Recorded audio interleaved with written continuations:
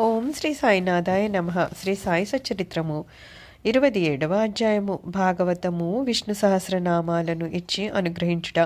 దీక్షిత్ యొక్క విఠల్ దర్శనము. గీతా రహస్యము.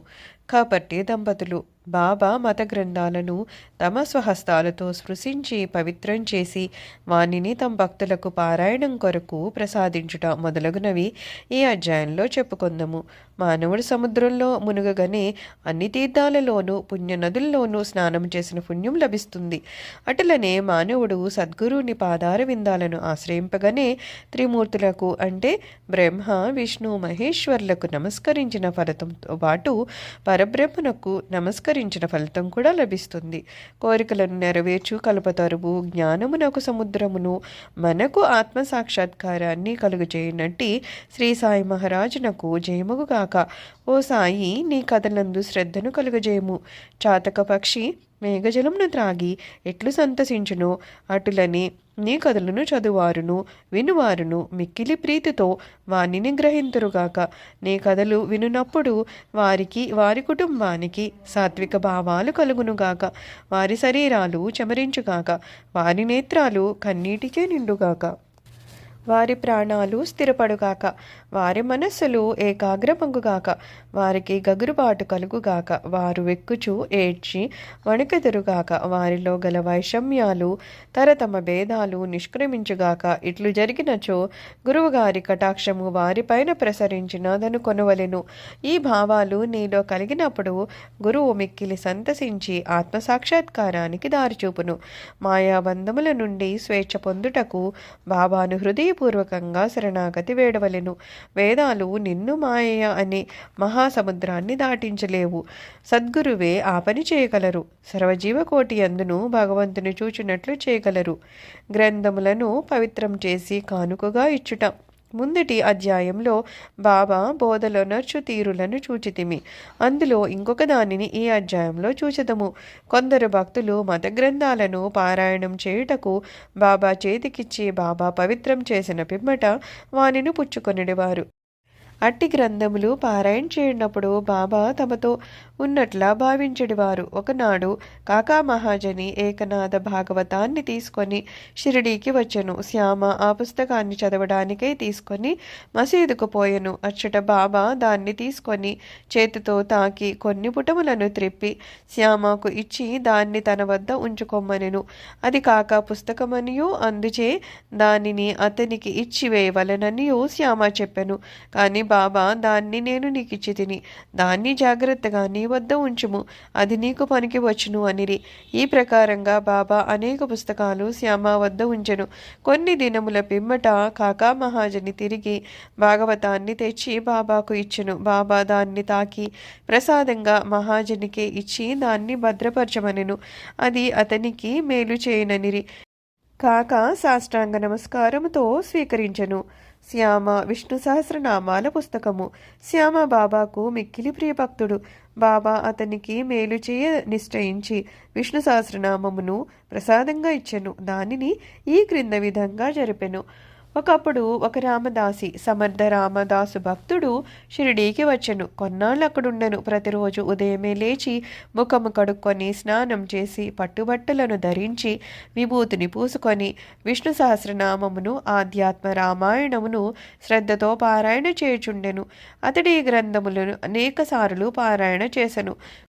కొన్ని దినముల పిమ్మట బాబా శ్యామకు మేలు చేయ నిశ్చయించి విష్ణు సహస్రనామ పారాయణము చేయింపదల్చెను. కావున రామదాసిని పిలిచి తమకు కడుపు నొప్పిగా ఉన్నదనియు సోనాముఖి తీసుకొనిదే నొప్పి తగ్గదనియు కనుక బజారుకు పోయి ఆ మందును తీసుకుని రమ్మనమని కోరెను. పారాయణంను ఆపి రామదాసి బజారుకు పోయెను.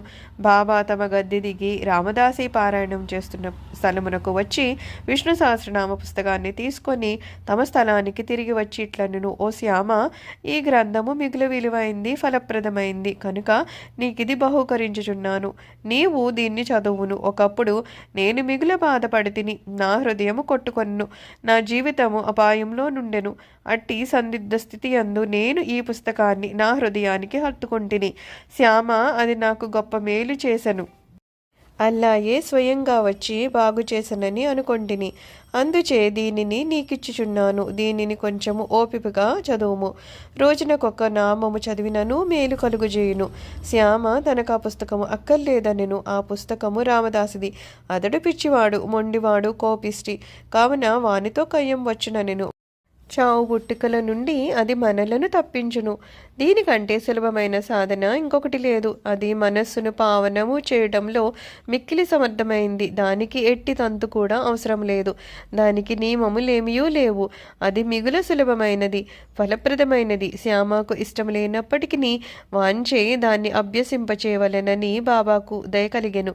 కనుక దానిని బాబా వానిపై బలవంతంగా రుద్దెను. ఆ ప్రకారంగానే చాలా కాలము క్రిందట ఏకనాథ మహారాజు బలవంతంగా విష్ణు సహస్రనామమును ఒక బీద బ్రాహ్మణ్చే పారాయణ చేయించి వానిని రక్షించెను.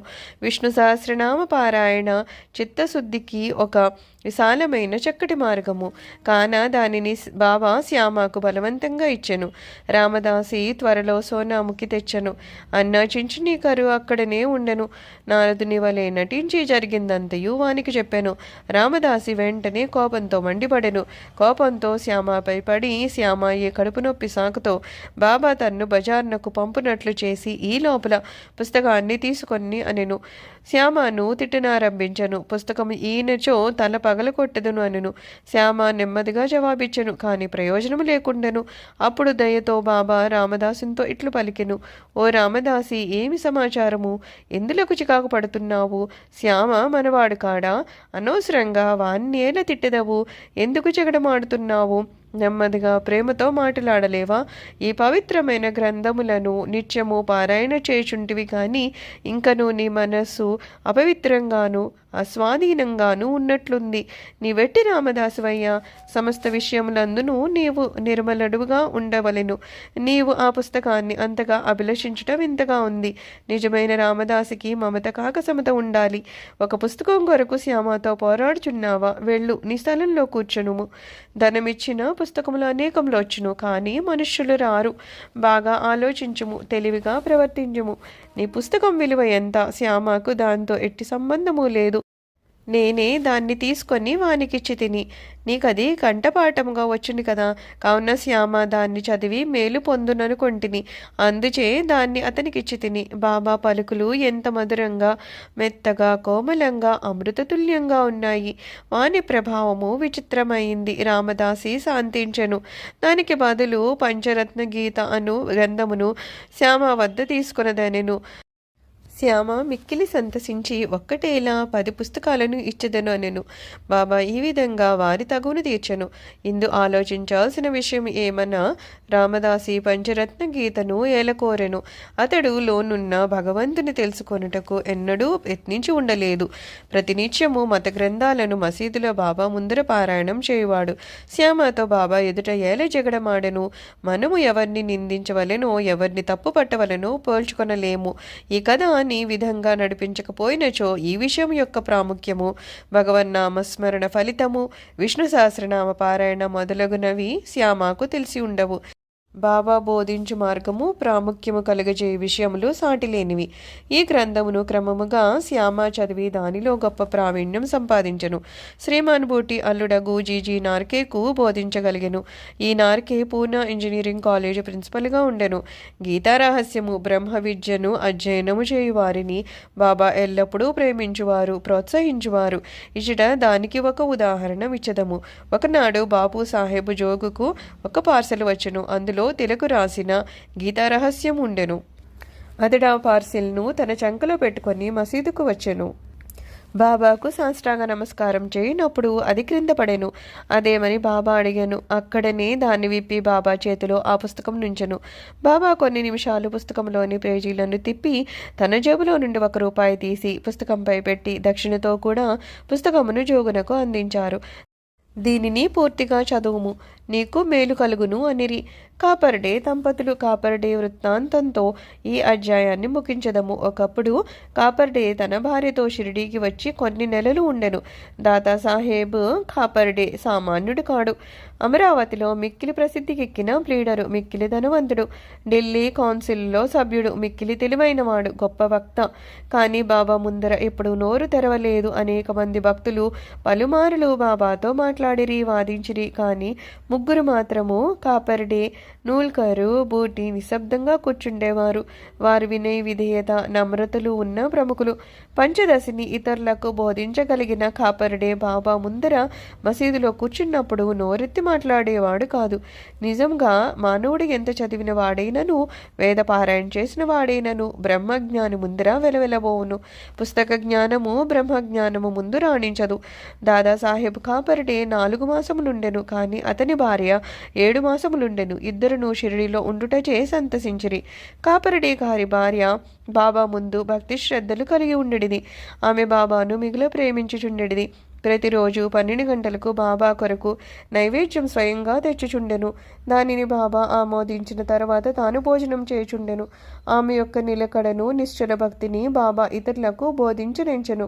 ఆమె ఒకనాడు మధ్యాహ్న భోజన సమయమున ఒక పళ్ళెంలో సాంజ, పూరి, అన్నము, పులుసు, పరమాన్నం మొదలగునవి మసీదుకు తెచ్చెను. గంటల కొలది ఊరుకనే ఉండు బాబా ఆనాడు వెంటనే లేచి భోజన స్థానంలో కూర్చోండి. ఆమె తెచ్చిన పళ్ళెంపై ఆకు తీసి త్వరగా తిననారంభించను.